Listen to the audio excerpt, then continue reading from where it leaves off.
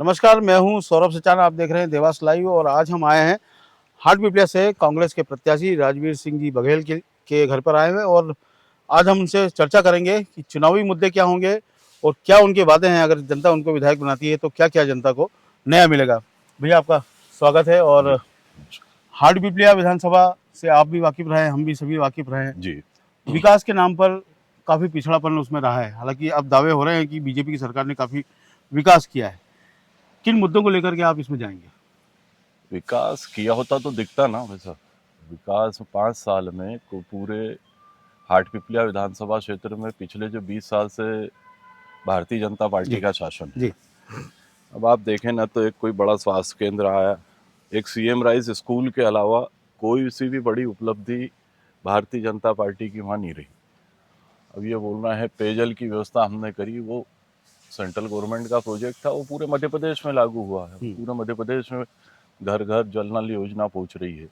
ये केवल कोई यहाँ की गवर्नमेंट ने, यहाँ के विधायक के प्रयास से कोई इतनी बड़ी सफलता कोई भी नहीं मिली है जिसको अपन कह सकें कि इस क्षेत्र के लिए कोई बड़ी उपलब्धि है। जी जो पुल बने, जो सड़कें बनी, वो मेन मुख्य सड़क जो नेवरी फाटे से लेके बागली तक की थी, वो भी कमलनाथ जी के टाइम की मंजूरी है।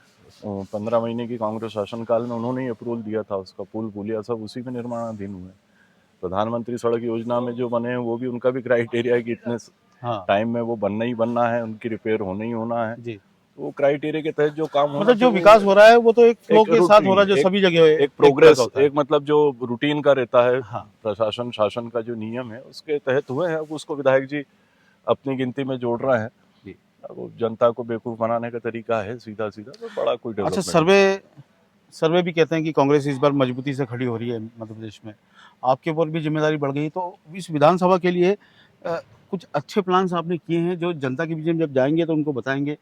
क्योंकि विविधताओं से भरा आपका ये विधानसभा है, अलग अलग समाज के लोग रहते हैं, सबको साधना भी है और साथ में उनको विकास की बात भी करनी है हाँ, उसके यहाँ लिए। बहुत सारी चीज़ें हैं। पूरा कृषि प्रधान हमारा क्षेत्र है। जी सबसे ज़्यादा एक पार्ट में पूरा प्याज और लहसुन की खेती बहुत होती है।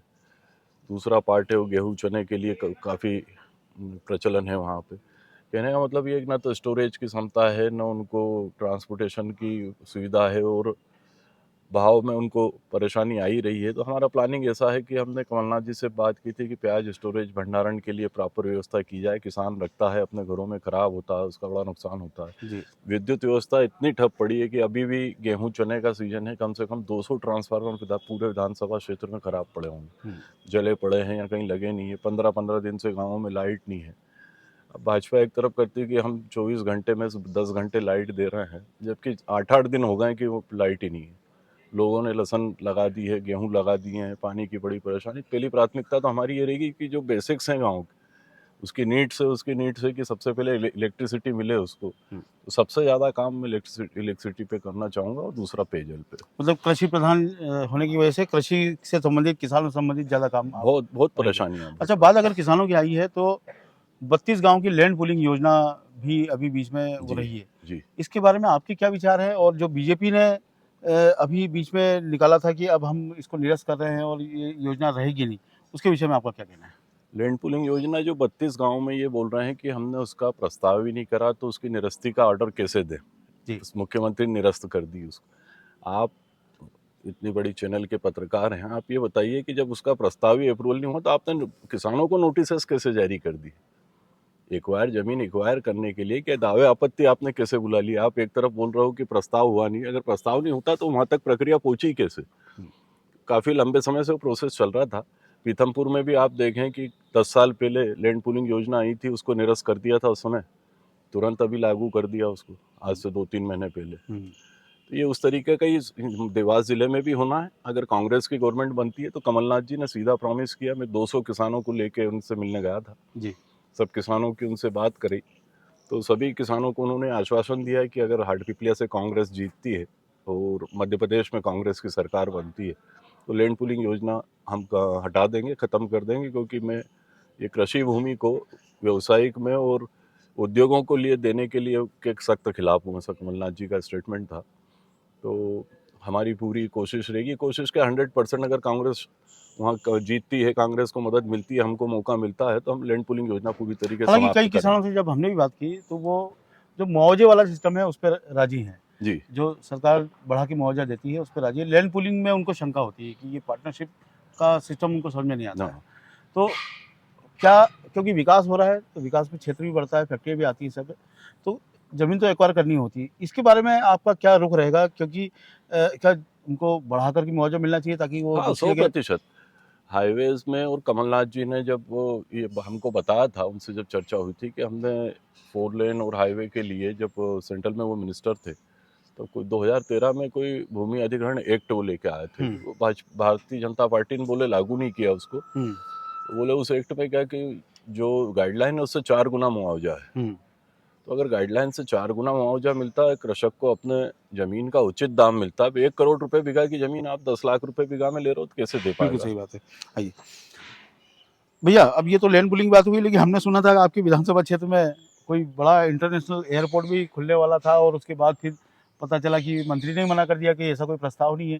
उस बारे में क्या कहना है हाँ, आपका? एयरपोर्ट के लिए भी आप देखेंगे गूगल पे, अगर वो मैप देखेंगे आठपीपलिया का, तो जी, उसमें भी वो एरिया उन्होंने शासन ने चिन्हित किया था। जी, फिर एयरपोर्ट अथॉरिटी ने उसको किस कारण से कैंसिल करा या किस कारण से ड्रॉप करा है, अभी ये गॉड नोज बता नहीं सकते। इसकी जानकारी हम लोगों को दी नहीं जाती है। हमने जी, बहुत कोशिश की पता करने की, पर वो समाचार पत्रों के माध्यम से ही और आपके चैनल के माध्यम से ही जानकारी मिली कि जी, अभी उसको रोक दिया गया है। जी, कुछ लोग बोल रहे थे विंड डायरेक्शन, हवा का डायरेक्शन वगैरह, फ्लो वगैरह, उसकी वजह से परेशानी है। हुँ, पर अभी वो भी अधर में है, सेंट्रल गवर्नमेंट का प्रोजेक्ट है, कह सकते हैं जी, कि आ भी सकता है, नहीं भी आ सकता है। तो जी। अभी उसके बारे में मेरे को ज़्यादा लेकिन जानकारी कई नहीं। कई लोगों ने उसमें इन्वेस्टमेंट भी कर दिया बाहर से आकर के, वो तो क्या, हाँ, वो उसमें धोखे का शिकार हो गए। उसमें हाटीपलिया विधानसभा क्षेत्र के किसानों का तो फायदा वो हुआ, आज में लाभ हुआ। बहुत फायदा हुआ। क्योंकि लोगों की जमीन आज 20 लाख रुपए बीघा की जमीन 1-1 करोड़ रुपए बीघा बिक गई। जी, और कुछ का तो पूरा पेमेंट आ गया, कुछ के अधूरे सौदे हैं, तो वो बहुत सारी उलझने कई हैं नेताओं उसमें। ने भी बताया था इन्वेस्टमेंट कर दिया था तगड़ा। हैं, वो तो सब अब शासन जिसका उसका वो तो अच्छा, फ़ायदा अब लेता आपकी है। सीधी टक्कर तो मनोज चौधरी के साथ में है, जी। वो प्रत्याशी हैं बीजेपी के। उनके काम करने के तरीके और आपके काम करने के तरीके में क्या अंतर रहेगा?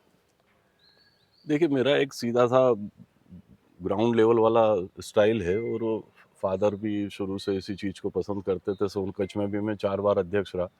मैं सीधा मतदाता, सीधा व्यक्ति से जुड़ाव रखता हूँ, मैं किसी नेता या लीडर या उससे नहीं। गाँव में किसी भी गाँव में जाता हूँ तो हर गाँव वालों से जो मिलता है उससे मेरा सीधा संपर्क है। मेरा नंबर उनके पास है, जी, उनका नंबर मेरे पास है। सहज उपलब्ध हैं। तो सीधी-सीधी कनेक्टिविटी होती है, और गाँव की जो बेसिक्स माँगें रहती हैं, उस आधार पे हम काम करते हैं, न कि शासन की योजनाओं के आधार पर। तो काम करना ही पड़ता है, पर उनको इस तरीके से मूव करते हैं कि वो गाँव वाले जैसे चाहते हैं उस हित में काम हो। अच्छा, आप ही के इसी क्षेत्र में औद्योगिक क्षेत्र भी डेवलप किए गए थे, लेकिन उद्योग एक भी वहाँ पर अब तक नज़र नहीं हाँ, आया है। स्थापित नहीं हुआ ये। जब माननीय दिग्विजय सिंह जी मुख्यमंत्री थे और फादर विधायक थे, जी, उस समय हाटपिपलिया को औद्योगिक क्षेत्र घोषित किया था। कुछ काम भी उसमें डेवलपमेंट के चालू हुए, पर उसके बाद जब भारतीय जनता पार्टी का शासन आया तो उसको पूरी तरीके से निग्लेक्ट कर दिया गया। उस पे कोई काम किया ही नहीं आज तक जी, फिर। 20 साल से वो ऐसे ही पड़ा औद्योगिक क्षेत्र, ज़मीन भी ऐसे ही पड़ी है। कुछ जो उसका विकास होना था, जो डेवलप होना था, वो भी डेवलपमेंट का काम आधा-अधूरा पड़ा है। उस ओर कोई शासन ने फिर ध्यान ही नहीं दिया, ना जो जनप्रतिनिधियों ने ध्यान दिया। शिक्षा, स्वास्थ्य के विषय में आपको क्या रुख रहेगा? देखिए, हाटपिपलिया एक बड़ा सेंटर है भाई साहब, परोठा बड़ा सेंटर है। मेरी विधानसभा क्षेत्र में ये 2 बड़े सेंटर हैं और 2 जी, ब्लॉक भी हैं हमारे। जी, हाटपिपलिया में वही छोटा-सा हॉस्पिटल अभी तक संचालित है, जी, जो कभी कांग्रेस गवर्नमेंट में जो बना था। जी, उसके बाद 20 सालों में बहुत सारे डोमेस्टिक चेंज आ गए, जनसंख्या बढ़ी, उस हिसाब से स्वास्थ्य की बहुत कमी है वहाँ। हम उसमें बड़ा अस्पताल का प्लानिंग है हमारा कि वो सिविल हॉस्पिटल वहाँ हम स्थापित कर सकें, ऐसी कोशिश है हमारी। जी, दूसरा, हाटपिपलिया की सबसे बड़ी कमी विकासखंड की है, और अगर जनता मौका देती है, मतदाता मौका देते हैं, तो हमारी पहली प्राथमिकता ये भी रहेगी कि हम हाटपिपलिया को विकासखंड बनाएं। यानी एसडीएम वहाँ पर बैठे हैं। जी हाँ। जी, तो अभी तो फिलहाल एसडीएम बैठते नहीं हैं। अभी नहीं, अभी बागली बैठते हैं, जी, और कांग्रेस सरकार में ही इसको टप्पा तहसील का दर्जा दिया था, फिर उसके बाद ये तहसील हुई। जी। जब तो तहसील भी नहीं थी। अच्छा, रोड और रास्तों की जो कनेक्टिविटी है, मतलब अन्य विधानसभाओं के मुकाबले, मतलब जो हमारा भी अनुभव रहा, उसमें हाटपिपलिया काफ़ी पिछड़ा है। जी। और लोगों की शिकायतें भी कि जो क्वालिटी ओरिएंटेड काम होना चाहिए रोड रास्तों का, उसमें भी काफ़ी कमी देखी गई है। इस विषय में आप क्या करेंगे? सीधा सा है साहब कि जो पीडब्ल्यूडी और प्रधानमंत्री सड़क योजना में रोड बने हैं उनकी गुणवत्ता तो बहुत ही खराब है। मतलब आप ये सोचे कि इस गर्मी में जो अप्रैल मई में जो रोड पूरी तरीके से बन के कंप्लीट हुए हैं, इस बारिश में पूरे उखड़ गए। पेच वर्क उनमें बड़े बड़े पेच उनमें लगे हैं, उसके बाद भी आप एक फ्लो में गाड़ी नहीं चला सकते, ये स्थिति है। तो इसका सीधा सीधा जो मैंने सुना है कि इसमें सीधे सीधे नेताओं की पार्टनरशिप और नेताओं का जो अब जो जनप्रतिनिधि जो हैं, जो चुने हुए लोग हैं, वही उस मुद्दे को नहीं उठा रहे हैं, तो शंका की बात होती है।